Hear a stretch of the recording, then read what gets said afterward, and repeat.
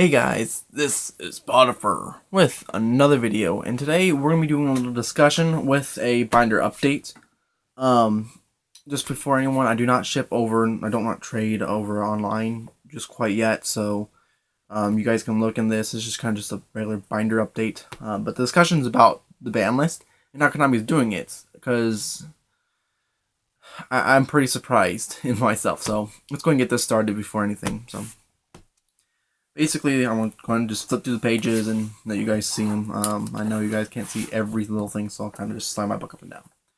So, basically, with this ban list, and it's been a couple months. It's November, so the ban list has really been out for quite some time lately. I just want to address the reactions to the ban list, because the ban list doesn't seem like it's really affecting anyone anymore. It's more beneficial. Like, for instance, this recent one, we had glow up bulb going to 1. And honestly, it didn't really do anything. It didn't change the game. I mean, yeah, there's a lot of Quasar decks and a lot more plant bears playing them and stuff like that. But we haven't seen a deck that has topped with glow up bulb. It's made the deck a little bit faster, but other than that, there really isn't too much complaint. I remember back when Konami actually made the decision of making glow up bulb to 1, everyone was freaking out saying, oh my god, this is going to be so bad, Quasar decks are coming back. You know, I was even on that train for a while, but it didn't do anything, and a lot of people, I guess, either were shocked or they just didn't really care about it.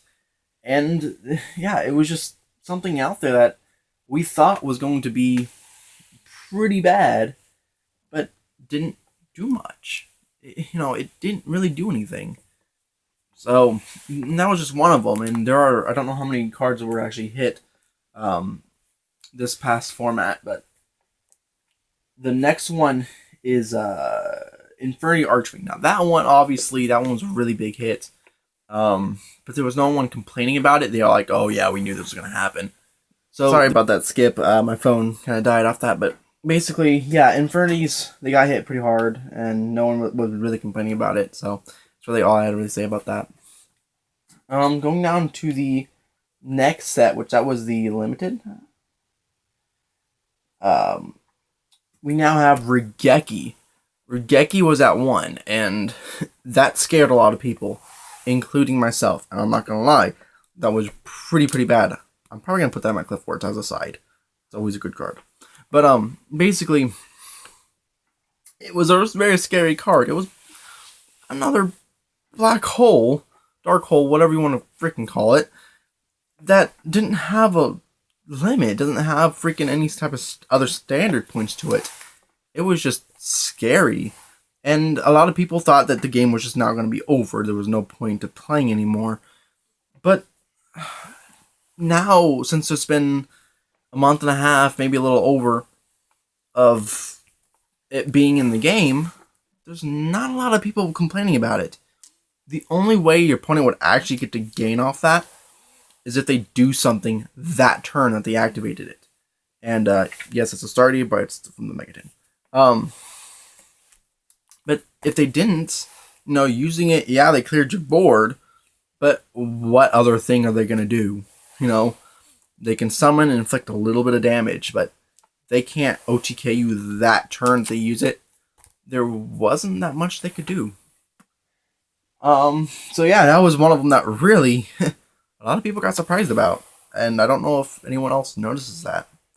And yes, that is a Rubik.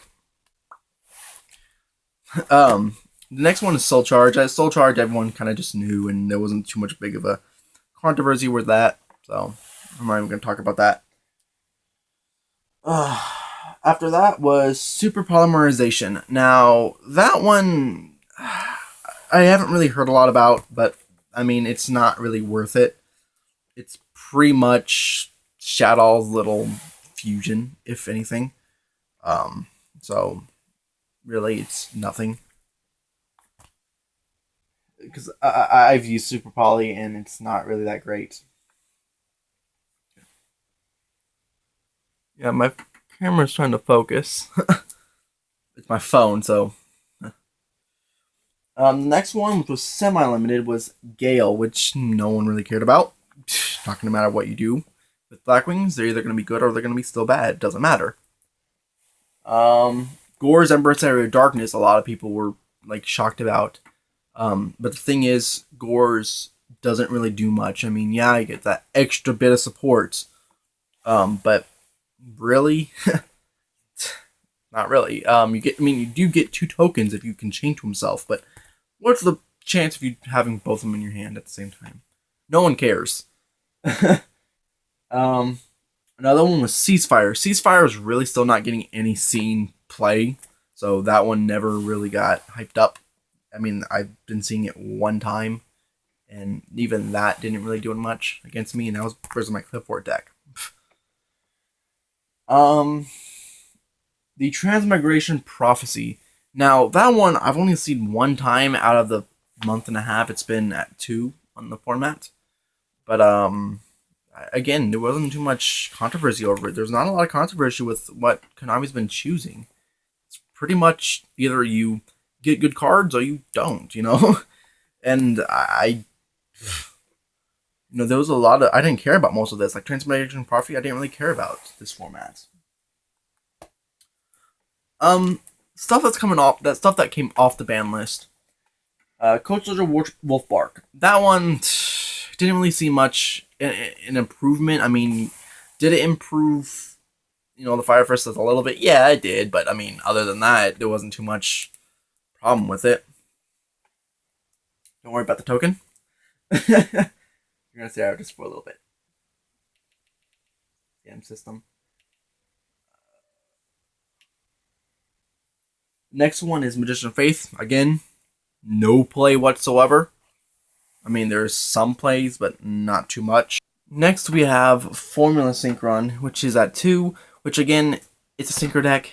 I mean, even freaking Glow Up Bulb wasn't that big a deal, so this guy is not going to really be big of a deal. I mean, going to 2, most people aren't going to be playing 2, they're not going to be playing 3, so Formula Synchron really going at 3 wasn't just a big deal, and like I said, going Quasar really isn't regular in this format at all. And the last one was Rhoda, Reinforcement Army. This one was scaring a lot of people, especially people who didn't have any good matchups with Tellarknights, which is still a very scary card. Because they allowed them to get their stuff off very fast, and it still is. So I wouldn't be shocked if that card actually went down to 2 or even at 1 again because of Tellarknights.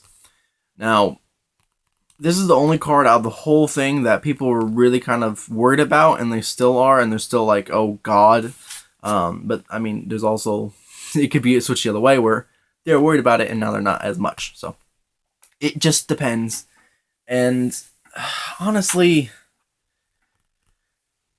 the freaking Rhoda isn't such a big deal, honestly. I only think that it only helps if you really need it. I didn't play with my last ones at the time, and even with the Tellarknights, if I'm not having a good hand with my Clipboards, they deserve to win. And Rhoda just helps them, and I'm not gonna be butthurt, quote unquote. Hashtag this person, whoever. I'll probably put his name on the screen. About Rhoda, I'm not gonna be butthurt because I'm freaking losing to Tellarknights. Tellarknights are good. Doesn't matter. I'm not gonna say they're crap like Burning Abyss. They're pretty good. Burning Abyss, there's a controversy on that. I could argue if they're good or not. But definitely like Tellarknights, I can't argue about that. That's one of those decks that are just basically meant to win. And then Clipforts, they are built to win, but people aren't building them the correct way, I should say. So I'm gonna go ahead and end the video right here. There isn't much I can say. I'll go ahead and do I'll do next videos couple up. Doing some deck profiles of my Clipforts. One of them is online with my full one, which I'll give the person who's been wanting the deck somewhere on screen. And then hashtag him too. And then I will do a in real deck profile, which this one I've tested on Dev Pro. I haven't tested it in person, but the Dev Pro one has actually been doing pretty well, and it only runs 2 scouts. So, yeah. So I hope you guys enjoyed the video. Please subscribe, become a mate today, comment, rate, and I'll see you guys next time. Here comes the paw.